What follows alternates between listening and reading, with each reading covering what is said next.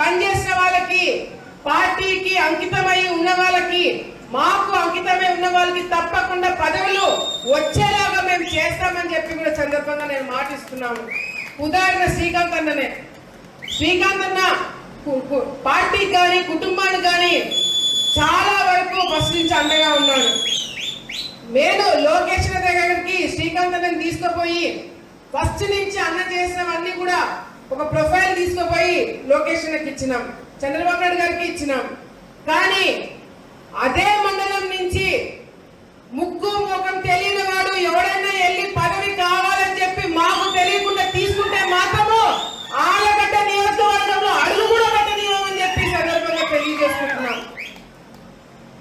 Party నుంచి మొదటి నుంచి ఉన్న వాళ్ళకి మీరు పదవులు ఇస్తే ఇవ్వండి, లేకపోతే అసలు పని చేయని వారికి పదవి ఇస్తామంటే కూడా అది కరెక్ట్ కాదని చెప్పి పార్టీ దృష్టిలో కూడా మేము పెట్టడం జరుగుతుంది.